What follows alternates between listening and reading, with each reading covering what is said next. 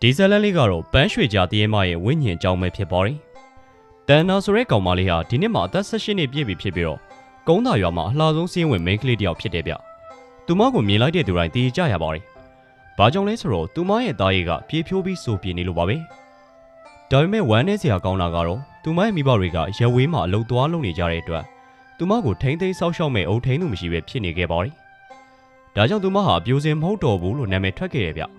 ပြောရရင်သူမအပြိုပေါ်စောင့်နေတဲ့ကရေးစားတယောက်ပြီးတယောက်ထားခဲ့တာရေတွက်လို့တော့မကုန်နိုင်ပါဘူး။သူမမှာယောက်ျားတွေဝိုင်းဝိုင်းလဲပေါ်များနေပေမဲ့သူမရဲ့လှကတော့ရွာထဲမှာပြိုင်မဲ့ကင်းနေစေပါပဲ။နောက်တော့သူမဟာအသက်30ကျော်ရွယ်စစ်မှုထမ်းဟောင်းတူဖြစ်တဲ့ကိုကျော်ဆိုသူနဲ့လက်ထပ်ခဲ့ပါတယ်။လင်မယားနှစ်ယောက်ကအသက်အရွယ်ကွာခြားလွန်းလာကြောင်းသူရဲ့အိမ်တော်ကြီးကတိတ်ပြီးစင်မပြေလှပါဘူး။ဒါပေမဲ့ကိုကျော်ကတော့သူ့မိန်းမကိုအယမ်းချစ်ရှာပါတယ်။လက်ထပ်ပြီးတစ်နှစ်လောက်အကြာမှာကိုကျော်ဟာကုန်းသာရွာရဲ့ကြီးရွာအုပ်ချုပ်ရေးမှူးဖြစ်လာခဲ့ပြီးတော့သူတို့ဟာကျွန်းသစ်သားအစ်စ်တွေနဲ့ဆောက်လုပ်ထားတဲ့အိမ်တစ်လုံးကိုတိစောက်ခဲ့ကြတယ်ဗျ။တန်နာကအသက်အရန်ငယ်သေးတာကြောင့်နောက်ထပ်တစ်နှစ်လောက်ကြာတဲ့အခါမှာတော့သူရဲ့မိသားစုဘဝဟာစတင်အကြောင်းထက်လာခဲ့ပါတယ်။တန်နာဟာအိမ်ကိုပြစ်ပြီးတော့အပြင်ထွက်လေပတ်တာတွေလှုပ်လာသလိုအိမ်ရှင်မပီသားစွာလည်းမနေထိုင်ခဲ့ပါဘူး။မနက်9နာရီထိုးတာတော့မထားသေးပါဘူး။သူမထလာတာနဲ့အလှပတွေပြင်ဆင်နေတတ်ပါတယ်။အကိုရဲ့ချစ်ကလေးကလှလိုက်တာ။ဒါနဲ့ချက်အခုအလှတွေပြင်ပြီးဘယ်သွားမလို့လဲ။ကျမအပြင်ထွက်ချင်လို့ဘာလို့လဲ။ကျမကိုအိမ်မှာပဲနေပြီးပကံဆေးခန်းကျင်နေရလား။အကိုမှအဲ့လိုသဘောထားမျိုးမရှိပါဘူးချစ်ရဲ့။အကိုကချစ်သွားမဲ့ခီးစဉ်ကိုသိကြုံတတ်ပါ။ဘာလို့လဲဆိုတော့ဒီတလို့ချစ်ကပုံမှန်မဟုတ်ဘဲနဲ့ထူးဆန်းဆန်းနေပြင်ဆင်နေလို့အကိုကမေးမိတာပါ။ကျမဘလို့ပဲပြင်ဆင်ဘယ်ပဲသွားအကိုအကုန်စင်ခံနေရမှာလား။ဇနီးတဲ့ပြောစကားကိုကြားလိုက်ရတဲ့အခါကိုကျော်ဘာမှပြန်မပြောတော့ပဲခေါင်းကိုသာခါလိုက်ပါတော့တယ်။သူမိမဖောက်ပြန်ပြီးတခြားယောက်ျားရှိနေတယ်ဆိုတော့သူသိပေမဲ့လေလင်းများဖြစ်နေပြီဆိုတော့တီးခံပြီးမျိုးသိမ်းထားလိုက်ရတယ်။တစ်ဖက်မှာလည်းသူကကြီးရွာအုပ်ချုပ်ရေးမှုဖြစ်နေတာကြောင့်ပြည်သူတွေအတွက်စံပြဖြစ်ရမှာမို့ရံမဖြစ်ချင်ခဲ့ပါဘူး။သူမကိုတခါလောက်လှုပ်ပေးထားလိုက်ရင်နောက်ကျရင်တီတရားဝင်လာမှာပါလေလို့တွေးခဲ့တယ်ဗျ။ဒါပေမဲ့ကိုကျော်တွေးတာမှားသွားခဲ့ပါတယ်။လှုပ်ပေးထားလေသူမကပိုပြီးအတင်ရဲလာလေဖြစ်ပြီးတော့နောက်ဆုံးမှာတော့ရွာရဲကကောင်လေးတယောက်နဲ့အတူထွက်ပြေးသွားပါတယ်။ဒီနေ့မှာတော့တန်နာဟာသူမရဲ့မှားတွေကိုသိမြင်သွားသလိုမျိုးအိမ်ကိုပြန်ရောက်လာပြီးခင်မုန်းတွေကိုလာပြောပါတယ်။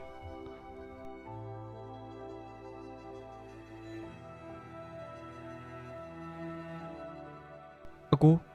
ချစ်တောင်းမှမာတယ်။အရင်ကချစ်လုပ်ခဲ့တဲ့မလျော်ကန်တဲ့ကိစ္စတွေကြောင့်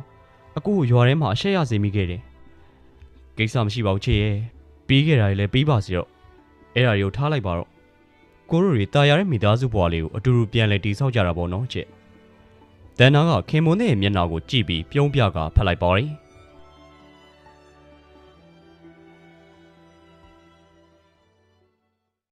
အိမ်ပြန်ရောက်လာပြီးနောက်မှာတော့ကြေးရွာအုပ်ချုပ်ရေးမှူးကိုကျော်ရဲ့ဇနီးတဲ့ဟာပုံမှန်မဟုတ်ပဲထူးဆန်းနေပါတယ်။သူမဟာအခန်းထဲမှာပဲအောင်းနေပြီးဘယ်မှမသွားမလာပဲနေတတ်တယ်ဗျ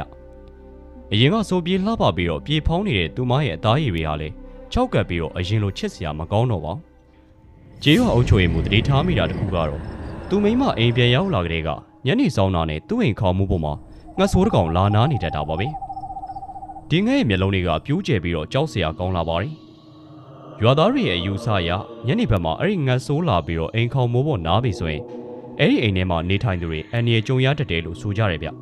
။ဘာကြောင့်လဲဆိုတော့ဒီငှက်ကရမမင်းရဲ့တမန်တော်ဖြစ်ပြီးဝိညာဉ်လာနှုတ်တာကိုကိုစားပြုလို့ပါပဲ။ဒါဟာမင်္ဂလာရှိတဲ့အရာမဟုတ်ပါဘူး။ရွာသားတွေကလည်းဝိုင်းပြီးပြောကြတယ်။ကြည်ရတာကြေးရွာအုပ်ချုပ်မှုကိုကျော်တော့မကြခင်အန်ရီကြုံတော့မယ်ထင်တယ်။ဟုတ်တယ်။တို့တွေကြေးရွာအုပ်ချုပ်မှုကိုတွားပြောပြီးတော့ရေတွေကခြေဖို့အန်ရီကင်းအောင်လုပ်ဖို့ဆရာတယောက်သွားပင်ခိုင်းနေတယ်။ဒီတိုင်းထားရင်မကောင်း။ရွာသားတွေရဲ့စကားကိုနားထောင်ပြီးနောက်အုပ်ချုပ်မှုကိုကျော်ဟာအိမ်တွင်းကဘေးဥပတ်တွေနဲ့တရေစီတွေကိုနှင်ထုတ်ဖို့အတွက်ဆရာစစ်ဆိုတဲ့ပုံကိုပင်ဖိတ်ခဲ့ပါတယ်။ဆရာစစ်ကအိမ်ရှိကိုရောက်ချင်းအိမ်မော်ကိုမော့ကြည့်လိုက်ပြီးဒီအိမ်ကယုံကြည်မှုရာဆောက်လုပ်ထားတာပဲ။ဒါကဝိညာဉ်နေတရေစီခိုးအောင်ရနေရဖြစ်နေတယ်။ဆရာကြီးအဲ့လိုပြောတာဘာသဘောလဲခင်ဗျ။ဒီအိမ်မှာမိန်းမဝိညာဉ်တစ်ခုရှိနေတယ်။အဲ့ဒါကအညှိုးကြည့်ပြီးဆာလောင်မွတ်သိမ့်နေတဲ့ပန်းရွှေကြာတရေမရဲ့ဝိညာဉ်ပဲ။သူကအရန်ကိုတောင်းညံ့တတ်တယ်။ဆရာကြီးပြောတာကိုကြားလိုက်ရတော့ကိုကျော်တယောက်ကြောက်ရွံ့မှုတွေနဲ့ဝမ်းနည်းစရာတွေရောထွေးသွားခဲ့ပါတယ်။မပူပါနဲ့ဒီကိစ္စမျိုးကိုဆရာကြုံနေကြပါ။ဆရာကိုလှုပ်ထားလိုက်ပါဆရာစီစဉ်ပေးပါမယ် ချက်ချင်းဆိုလိုပဲဆရာစစ်ကအိမ်မော်တက်သွားပြီးတော့လူမတယောက်လိုအခန်းအောင်းနေတဲ့တန်နာရဲ့အိမ်ခန်းကိုဝင်သွားပါတယ်ဆရာစစ်နဲ့အုတ်ချိုရီမူကိုကျော်တို့အခန်းထဲဝင်လိုက်တာနဲ့သူမကလှည့်ကြည့်လာပါတယ်သူမကဆရာစစ်ကိုမျက်လုံးကြီးနဲ့ပြူပြီးစိုက်ကြည့်နေတာကသူမကိုလာနှိမ်နေမယ်ဆိုတာသိလို့ထိတ်လန့်သွားတဲ့ပုံပါပဲဟဲအဖိုးကြီးတရေနိုင်တဲ့ဘယောကဆရာနေကူးချက်ချင်းထွက်သွားစမ်းငါတို့ကိစ္စတွေလာမပါနဲ့ဆရာကြီးကြည့်ပါဦးကျွန်တော်မိမတကယ်ပဲဝင်းညင်ပူနေတာမို့လို့ဒီလိုတွေပြောနေရတယ်နဲ့မန်နာပေါ့အုပ်ချုပ်ရေးမို့အခုခမ ्या မိမကိုတရေဝင်းညင်ဝင်ပူးနေပြီခမ ्या အိမ်ရောက်ကိုအရင်ဆင်းသွားလိုက်ပါပြီးအခန်းတကားကိုပိတ်ခဲ့နော်ခမ ्या ဘာတမ်းမေးကြမကြောက်ပါနဲ့ပြီးတော့အပေါ်လုံးဝပြန်မတက်လာပါနဲ့ကိုကျော်ခန်းထဲကနေအောက်ကိုဆင်းသွားပြီးတဲ့နောက်ဆရာစစ်ကသူ့လွှဲထဲကိုလမ်းနိုင်ပြီးတော့တရေတစီနှင်းထုတ်ရမှာသုံးနေကြစွာကြီးတဲ့ပစ္စည်းတွေကိုထုတ်ခါရေဖလားတွေထည့်လိုက်ပါတယ်ပြီးတော့ဂါရမန်နဲ့ရွတ်ဖတ်ပါရယ်ဟဲ့အဖိုးကြီးနေကူးချက်ချင်းထွက်သွားစမ်းငါတို့ကိစ္စတွေလာမပါနဲ့ဟဲ့ကာမရာကစိတ်ပြင်းထန်တဲ့တရေမဒုက္ခနာကိုယ်တွေကကူးချက်ချင်းထွက်သွားစမ်းငါမထွက်ဘူးနေငါ့ကိုဘာလုပ်ချင်လို့လဲနေမထွက်ရင်ငါဆက်ပြီးနေနေကစားရတာပေါ့ဟဲ့တနာထူတဲ့တရေမငါမထွက်ဘူးအာနာလိုက်တာကိုကျော်ရေဟာတရေဆရာနေဘာလို့ငါ့ကိုဒီလိုလားနှိမ့်ဆက်နေတာလဲငါနင်းမိပါရေကိုရေဝင်ပူးထားတာမှမဟုတ်တာဘာလို့ငါ့ကိုလာလောက်တာလဲအာနာလိုက်တာကိုကျော်ရေကဲပါဦးအကိုဘယ်ရောက်နေရလဲကျမကိုလာခဲ့ပါဦးအာနာလိုက်တာအာလင်မယားတန်ရုံစင်နဲ့ချစ်ချင်းမြတ်တာကြီးမားလာတာကြောင့်မယားဖြစ်သူရဲ့နာကျင်စွာအော်ဟစ်တန်ကိုကြားလိုက်ရတဲ့အခါကိုကျော်တယောက်စိတ်မထိန်နိုင်တော့ပဲအိမ်မော်ကိုပြေးတက်လာခဲ့ပါတယ်ဘာလို့များအင်ရှင်ကိုဒီလောက်တောင်ပူလောင်လာလုံနေရတာလဲနင်သူ့ခန္ဓာကိုယ်ရဲ့ကနေကူးချက်ချင်းထွက်သွားစမ်းနင်မထွက်ရင်ငါဂါရာဆွဲနဲ့ဒီထက်ပိုနာအောင်လုပ်ပြမယ်တော်ပါတော့ဆရာကြီးတော်ပါတော့ကျွန်တော်တောင်းမပါတယ်ရက်လိုက်ပါတော့ကျွန်တော်မိမကိုဆက်ပြီးမနှိမ့်ဆက်ပါနဲ့တော့ဆရာကြီးဒါတရေဝင်ပူးနေတာအုပ်ချုပ်မှုရဲ့ခမ ्या မိမမဟုတ်ဘူးကျွန်တော်လာမတားနဲ့ဒီတရေမဝင်းညိုမောင်းထုတ်ရမယ်ပြောစမ်းဟဲတရေမနင်ထွက်သွားမှလားမသွားဘူးလားအဲ့ဒီချိန်မှာတန်နာကဆရာစစ်ကိုဘာမှပြန်မပြောတော့ပဲသူမရဲ့မျက်လုံးတွေကကိုကျော်ကိုကြည့်ပြီးတနာစပွဲကြီးနဲ့ဆရာကြီးကိုမလုံးဖို့တားပေးပါဆိုပြီးအတနာခံတယ်လို့ကြည်နေကြပါတယ်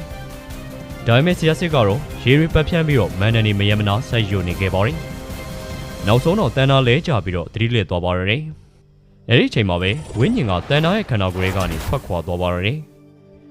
အဲ့ဒီချိန်မှာတပြိုင်နက်တည်းဆိုသလိုပဲအင်ခုံမိုးပေါ်မှာနားနေတဲ့ငှက်ဆိုးကြီးကလည်းကျေလောင်စွာအော်မြည်ပြီးတော့ကျောင်းမဖွယ်ကောင်းအတန်ပြူကအဲ့ဒီတရေဝင်းညင်နောက်ကိုပြန်တန်းလိုက်ပါသွားရတယ်ဗျပြန်လှည့်ပြီးတော့တန်နာရဲ့ခန္ဓာကိုယ်ကိုကြည့်လိုက်တော့မလုံးမရှက်နဲ့အသက်ရှူခြင်းမရှိတော့ပါဘူးအုတ်ချိုရင်မူစိတ်လျှော့လိုက်ပါတော့ဗျာခမ ्या ရဲ့မိန်းမကတေးတာကြားပါပြီသူမအသက်ရှူပြီးလှုပ်ရှားနေနိုင်ခဲ့တာကပန်းရွှေကြားတရေမရဲ့ဝိညာဉ်ဒုက္ခနာကိုလာပြီးမိခိုနေလို့သာဖြစ်တယ်တကယ်လို့သာကုန်းသာရွာသားတွေပြောသလိုပဲအိမ်တရင်ရဲ့ခေါင်းမိုးပေါ်မှာငှက်ဆိုးလာနာပြီဆိုရင်ဒါဟာကန်ဆိုးမိုးမောင်ကြားခြင်းရဲ့နမိတ်ပါပဲဒီငှက်ကလူတယောက်ရဲ့အသက်ဝိညာဉ်ကိုလာနှုတ်ယူမဲ့ယမမင်းကိုကိုစားပြုရဗျအထူးသဖြင့်ကျွန်းသင်းနဲ့ဆောက်ထားတဲ့အိမ်ဆိုရင်ဒီငှက်ဆိုးတွေကခေါင်းမိုးပေါ်မှာအမြဲလာနာလေးရှိပါတယ်အဲ့ဒီချိန်ကစပြီးအုတ်ချွေမူကိုကျော်ရဲ့အိမ်မှာငှက်ဆိုးတွေလာမနာတော့ပါဘူးဘာလို့လဲဆိုတော့ဆရာစစ်ကအိမ်ကိုအင်းခွက်တွေမန်ဒန်နေနဲ့ကာကွယ်ပေးထားလို့သာဖြစ်ပါတယ်အိမ်နောက်ပိုင်းအဲ့ဒီအိမ်လေးလည်းအေးချမ်းသာယာတော့ပါရဲ့ဗျာ